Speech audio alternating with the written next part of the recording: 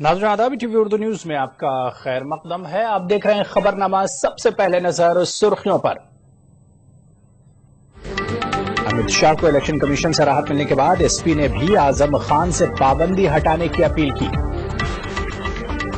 कश्मीर के पुलवामा जिले में नामालूम बंदूक बरदारों ने सरपंच को गोली मारकर किया हलाक। इलाके में गम और खौफ का माहौल। चिदम्बरम पर मोदी की नुक्ताचीनी, मईशत का इनकाउंटर और इंतखाबी मैदान से राह फरार इख्तियार करने का लगा इल्जाम। तेलुगुदेशम के सरबराह चंद्रबाबू नायडू को मनाने में जुटी बीजेपी। उम्मीदवारों के इंतखाब पर नायडू हैं खफा। यूक्रेन बहरान के हल पर इत्तेफाक राय। रूस, अमेरिका, यूक्रेन और यूरोपीय यूनियन कशीदगी कम करने के लिए रजामंद। और आज आईपीएल में 2 मुकाबले। चेन्नई सुपर किंग्स से भिड़ेगी पंजाब तो सनराइजर्स हैदराबाद और राजस्थान रॉयल होंगी आमने सामने।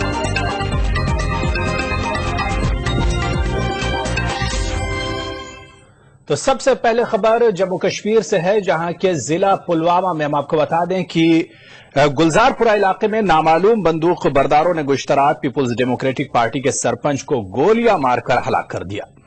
45 साला मोहम्मद अमीन पंडित को गुश्तरात 3 नामालूम बंदूक बरदारों ने घर से अगवा करके अपने घर के नजदीक ही गोलियां मारकर हलाक कर डाला। मोहम्मद अमीन पंडित हल्के गुलजारपुरा के लिए पीडीपी पार्टी के सरपंच थे। महलूक के लवाहिकीन काफी गमजदा हैं। इस वाकये के बाद पूरे इलाके में गम और खौफ का माहौल है। पार्लिमानी इंतखाबात में पहली बार किसी सियासी शख्स की हलाकत सामने आई है।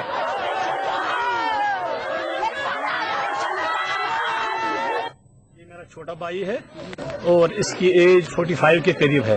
कल शाम 9:30 बजे नामालूम बंदूक बाजारों ने इसको अपने घर से अगवा किया और इसके बाद घर से लेके 600 मीटर दूर इसकी लाश एक सड़क पर पड़ी मिली।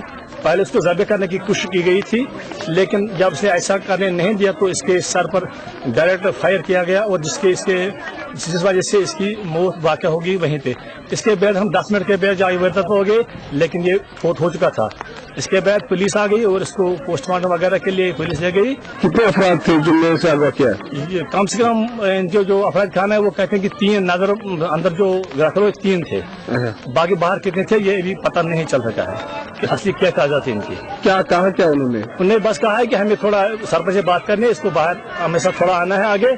तो जब ये बाहर ले गए इसको, इसके बाद पता नहीं क्या हुआ।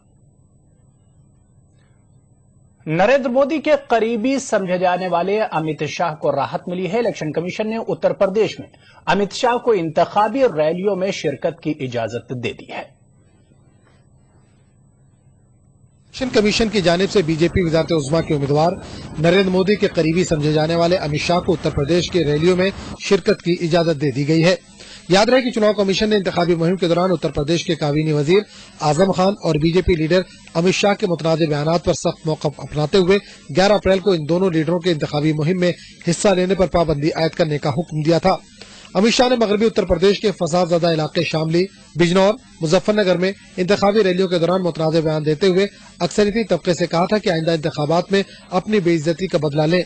इलेक्शन कमीशन की जानिब से पाबंदी आयद करने के बाद अमित शाह ने इलेक्शन कमीशन के नोटिस का जवाब देते हुए कमीशन के सामने एक हलफनामा दाखिल किया है। अमित शाह ने अपने हलफनामे के जरिए कमीशन को यह यकीन दिलाया है कि वो आइंदा इस तरह का भड़काऊ बयान नहीं देंगे और न ही इंतखाबी ज़ाब्ते अखलाक की खिलाफ वर्जी करेंगे। कमीशन ने अमित शाह की जानिब से दाखिल किए गए हलफनामे और यकीन दहानी के बाद उन्हें इंतखाबी रैलियों में शिरकत की इजाजत दे दी है। ताहम इलेक्शन कमीशन ने मुतल्लिका जिला चुनाव अथॉरिटीज को हिदायत दी है कि वो अमित शाह पर कड़ी नजर रखते हुए उनके बयानात की वीडियो क्लिपिंग को महफूज कर ले। Bureau report, ETV news. तो उधर मरकजी वजीर सलमान खुर्शीद ने अमित शाह को मिली राहत पर बयान दिया है। उत्तर प्रदेश के फर्रुखाबाद में मीडिया से बात करते हुए सलमान खुर्शीद ने जवाब दिया कि इलेक्शन कमीशन अपने हक का इस्तेमाल करता है। उन्होंने कहा कि इलेक्शन कमीशन किसी के खिलाफ गैर जरूरी कार्रवाई नहीं करता।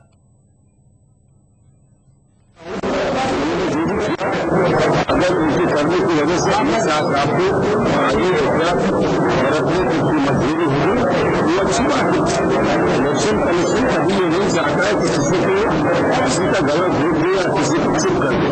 बस वो ये चाहता है कि सही अल्फाज सही जज्बात इलेक्शन के सामने आने चाहिए। अगर वो इसमें कामयाब हुए हैं तो उनको भी मुबारकबाद और जमहूरियत को मुबारकबाद।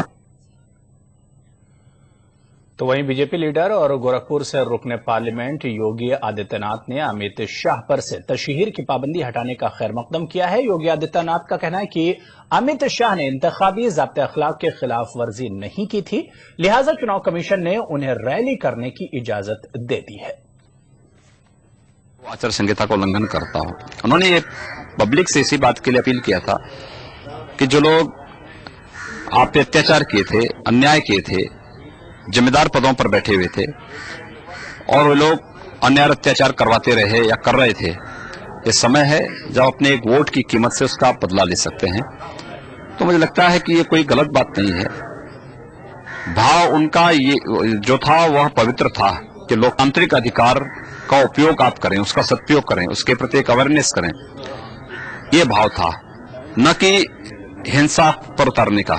इसलिए जो है अंततः उनके बात को सुना गया और आयोग ने उस पर संज्ञान लिया और उन्हें पुनः रैली और अपने सभी लोकसभा चुनाव संचालन के कार्यक्रम को करने की अनुमति दी।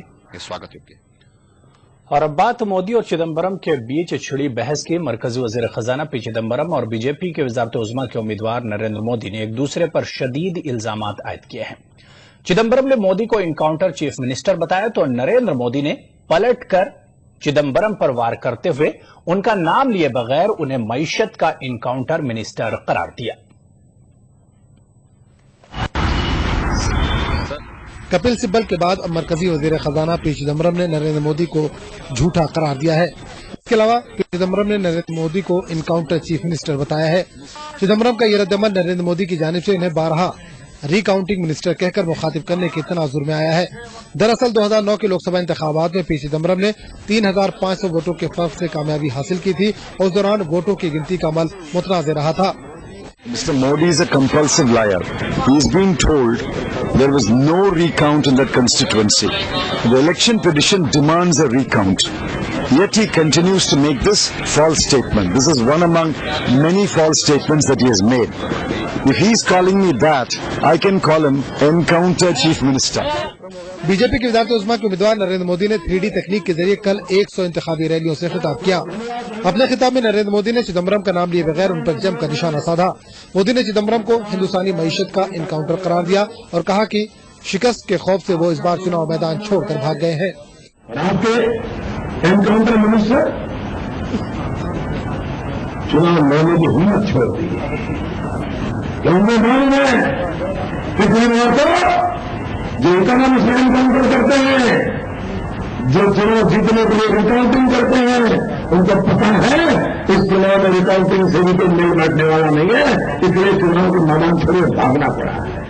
आम इंतखाबात के पेश नजर बीजेपी और कांग्रेस के लीडरों के दरमियान जबरदस्त लफ्जी जंग चल रही है। Bureau report, ETV news. तो यहां पर लेंगे छोटा सा ब्रेक, कुछ और खबरों के साथ फौरन हाजिर होंगे।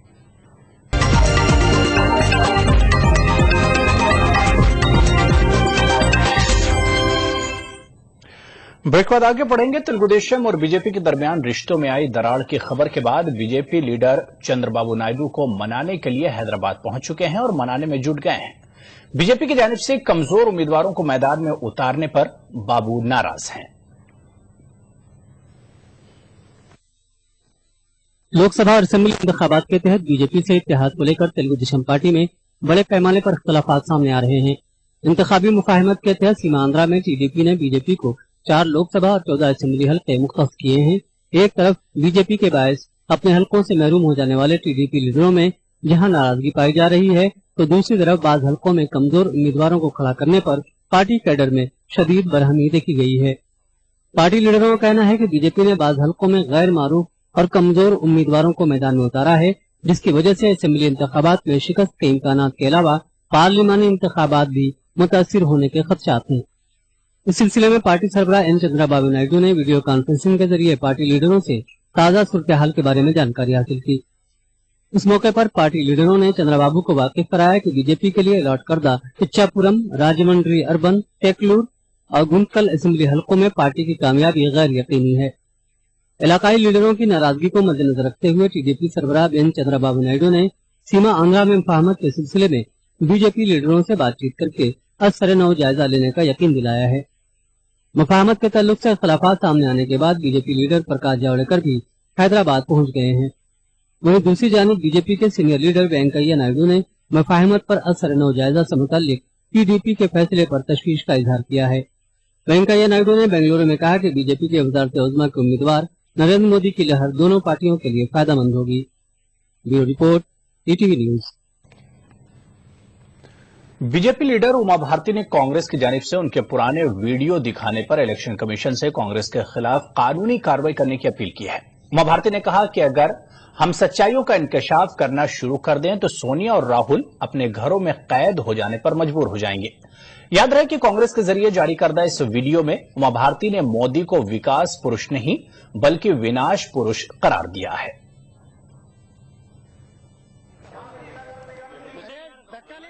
बीजेपी लीडर उमा भारती ने कांग्रेस की जानिब से उनके एक पुराने वीडियो को जारी करने पर कांग्रेस की शदीद नुक्ताचीनी की।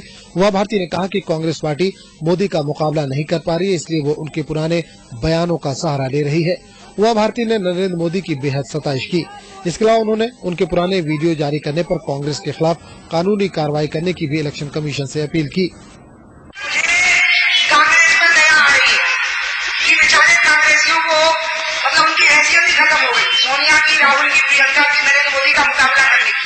तो उनको मेरी जरूरत आन पड़ी और वो भी ये खड़े मुर्दे, क्योंकि कांग्रेस ने हमेशा शवों की, अंतिम संस्कारों की और खड़े मुर्दों की राजनीति की है।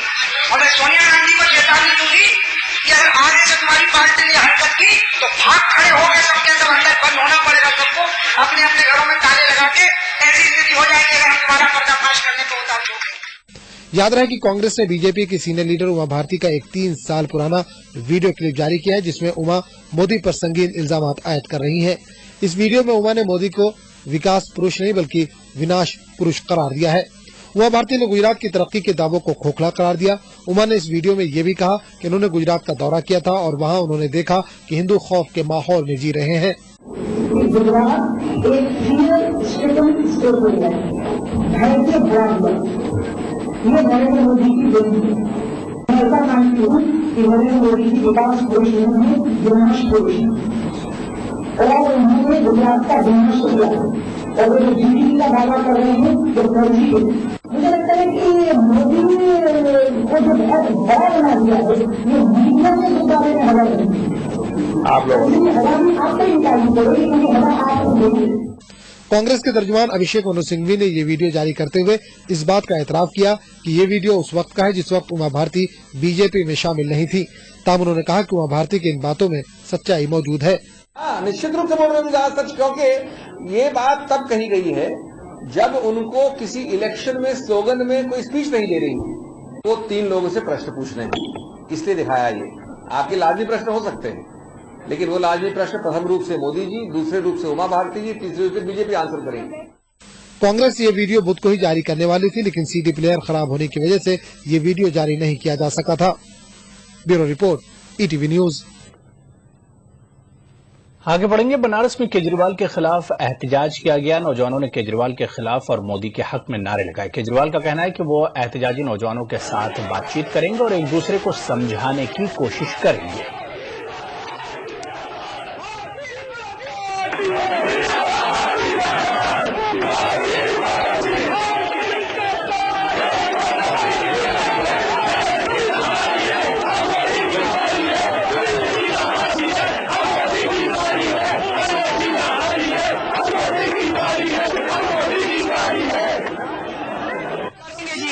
जब आप इस देश के सबसे बड़े वेस्टेड इंटरेस्ट को चुनौती देते हैं, जब आप सच्चाई के रास्ते पे चलते हैं, तो जिन लोगों के इंटरेस्ट को आप चुनौती दे रहे हैं वो तो विरोध करेंगे ही।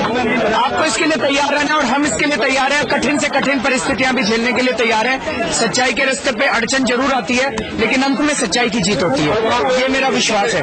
हम इस पूरी जहर और नफरत की राजनीति को प्यार और मोहब्बत की राजनीति में बदलना चाहते। ये लड़का दिल्ली से आया, दिल्ली से मेरे देखिए, इस देश में जो ये नफरत की और घृणा की राजनीति है उसे हमें बदलना है, प्यार और मोहब्बत की राजनीति बनाना है।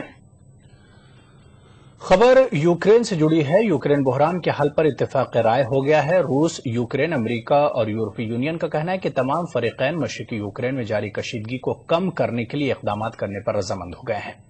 माहिरीन का कहना है कि इस डील के सबब मगरबी ममालिक के जरिए रूस पर मुमकिन इक्तिसादी पाबंदी मनसूख की जा सकती है। वाज़ेह है कि यूक्रेन में रूस नवाज हुकूमत गिरने के बाद से मुल्क में कशीदगी जारी है। हुकूमत गिरने के बाद यूक्रेन के इलाके क्राइमिया ने रूस से इल्हाक कर लिया था, जिसके बाद मगरबी ममालिक की जानिब से सख्त रद्द-ए-अमल आया था। जेनेवा में मुज़ाकरात में रूस, अमेरिका और यूक्रेन के वज़राए खारजा और यूरोपीय यूनियन खारजा उमूर की निगरान ने शिरकत की। बताया जाता है कि इस बात पर भी इत्तेफाक हुआ कि यूक्रेन में मुसल्लह अफराद के तमाम दस्तों को खत्म कर दिया जाए। इस इत्तेफाक राय को लेकर अमरीकी सदर बराक ओबामा पुरउम्मीद हैं, तहम उन्होंने कहा है कि ये इस बात पर इन्हिसार करेगा कि रूस अपना असर व रसूख यूक्रेन में इस्तेहकाम के क़याम के लिए इस्तेमाल करे। और अब आईपीएल के तीसरे दिन यानी आज 2 मैचेस खेले जाएंगे। पहला मैच चेन्नई सुपर किंग्स और किंग्स 11 पंजाब के दरमियान खेला जाएगा, जबकि दूसरा मैच सनराइजर्स हैदराबाद और राजस्थान रॉयल्स के दरमियान खेला जाएगा। तनाजात में घिरी चेन्नई सुपर किंग्स 2 मरतबा की साबिक चैंपियन रही है और इस मरतबा भी खिताब के दावेदारों में शामिल है। पहला मैच हिंदुस्तानी मियारी वक्त के मुताबिक शाम 4 बजे और दूसरा मैच रात 8 बजे खेला जाएगा। तो यहां पर रुकेंगे एक और छोटे से ब्रेक के लिए।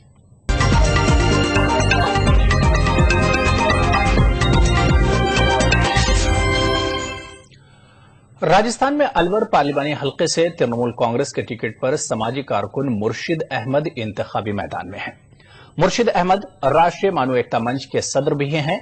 इस मंच के जरिए आपसी भाईचारे और यकजहती के फरोग के लिए सरगर्म मुर्शिद अहमद ने अब सियासत के रास्ते अवाम की खिदमत का बीड़ा उठाया है।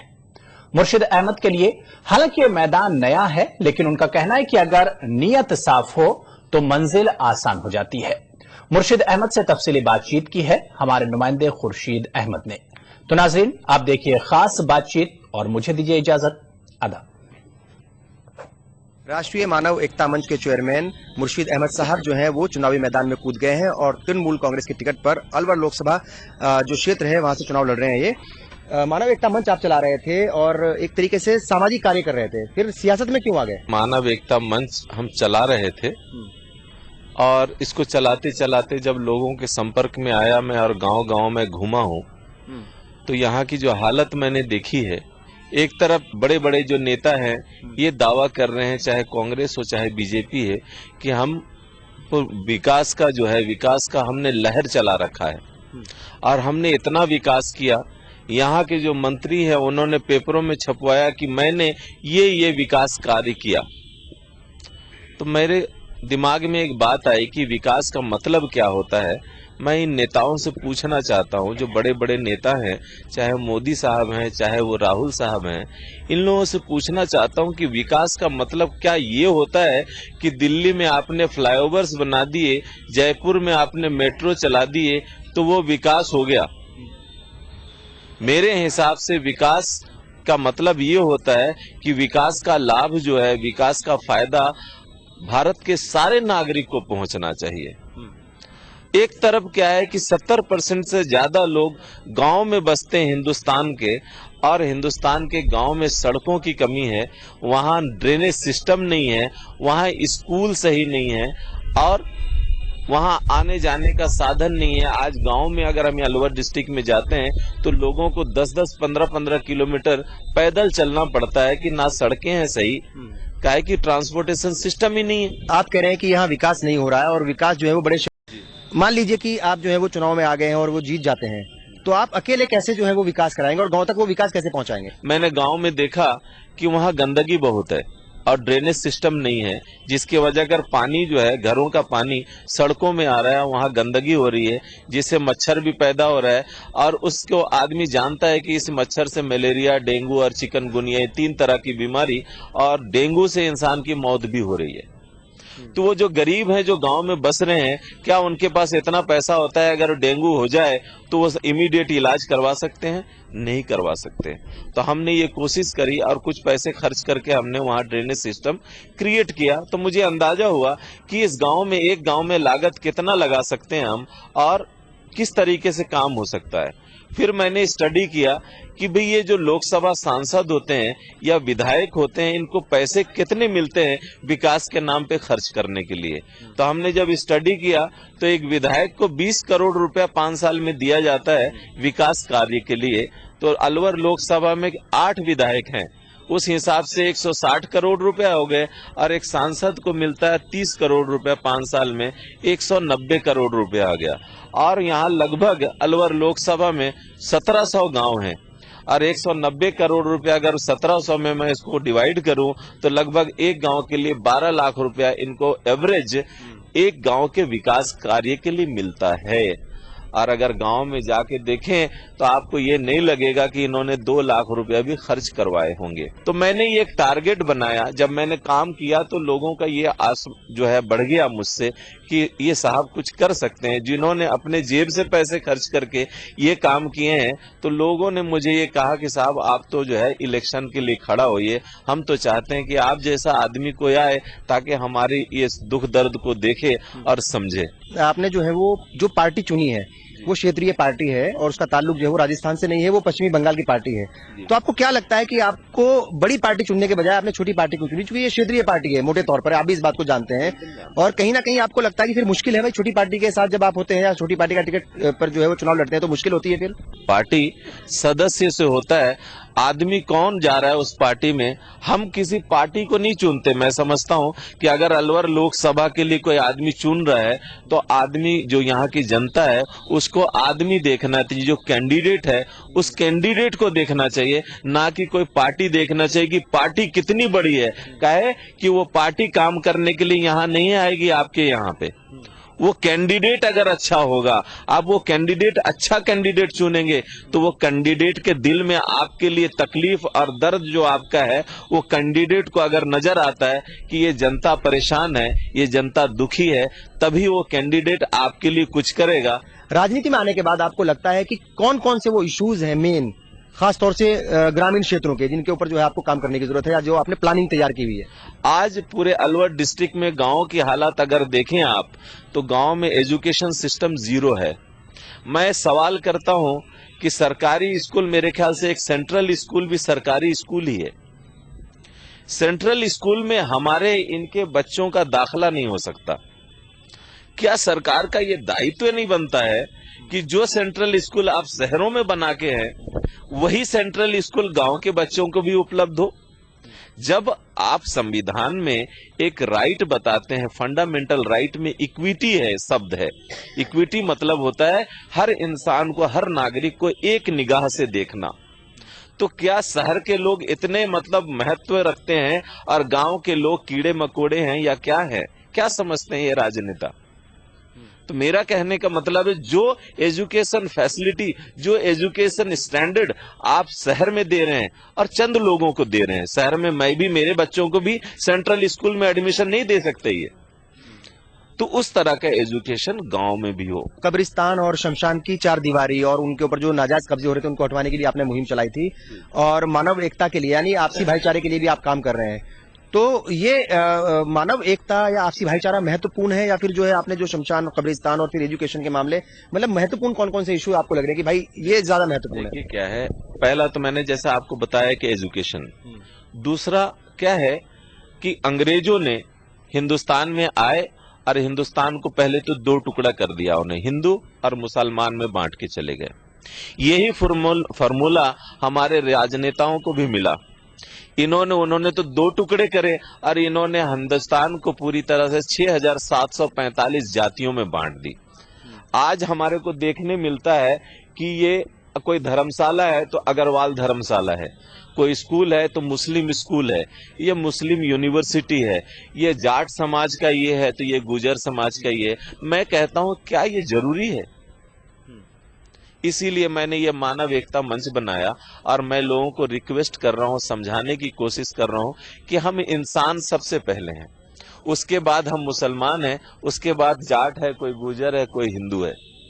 तो इसलिए मेरा सबसे लोगों से हम अपील कर रहे हैं कि भाई इंसान बना कर मालिक ने हमारे को पैदा किया, तो सबसे पहली जो जाति है और पहला धर्म जो है वो इंसानियत है। अलवर लोकसभा जो निर्वाचन क्षेत्र है यहाँ पर मैंने कहा कि भाई कई सारे जो है मजबूत कैंडिडेट भी हैं, कांग्रेस के हैं, अच्छे बड़े नेता हैं, फिर बीजेपी ने अपना एक बड़ा नेता उतारा है और उनकी मान्यता भी है समाज में, बहुत सारे लोग और भी हैं, पुराने खिलाड़ी भी हैं, आप बिल्कुल नए हैं। आपको लग रहा है कि मुश्किल है, इतने बड़े बड़े नेता आपके सामने हैं, या फिर इस भीड़ में जो अपने आप को कहाँ पा रहे हैं आप? आज तक अपनी जिंदगी में कोई काम को मुश्किल नहीं समझा, इसलिए नहीं समझा कि अपनी नीयत साफ तो मंजिल आसान। तो और खुदा की मेहरबानी रही है, आज मैं इस मुकाम में हूं। तो एक गरीब परिवार से हूं, 4th क्लास में पढ़ता था, का काम करता था, स्कूल से आकर के 2 रुपए में पार्ट टाइम जॉब करता था और अपने एजुकेशन कंप्लीट की। और एक ही चीज अपनी जिंदगी में देखा कि मैं मेरे किसी काम से या मेरे हाथों से या मेरी जुबान से किसी का दिल ना दुखे और किसी को हम तकलीफ ना पहुंचाए। तो इसीलिए मालिक ने मुझे आज इस मुकाम पे पहुंचाया है और मैं पूरा मेरा विश्वास है कि जो मैं मानवता का और मैं इस एक मंच को लेकर के चल रहा हूं और जो 2 लोगों के दिलों को मैं देख रहा हूं, लोगों से मिल रहा हूं, तो सब परेशान नजर आ रहे हैं। वाकई ये कह रहे हैं, मैं हजारों लोगों से डेली मिल रहा हूं कि भाई साहब आप जो बात कह रहे हो ये तो आज तक किसी नेता ने नहीं कहा।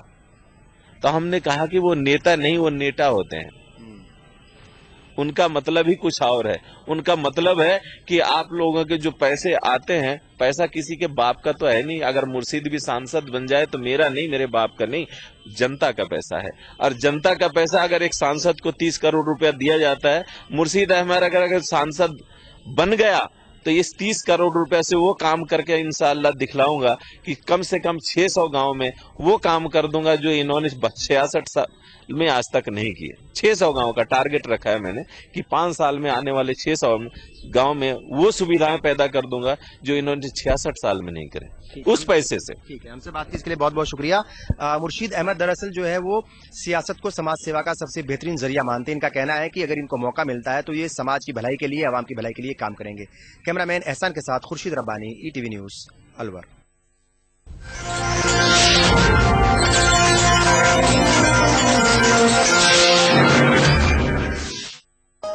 इस प्रोग्राम को पेश करने में ताउन किया बांगड़ सीमेंट, सस्ता नहीं सबसे अच्छा।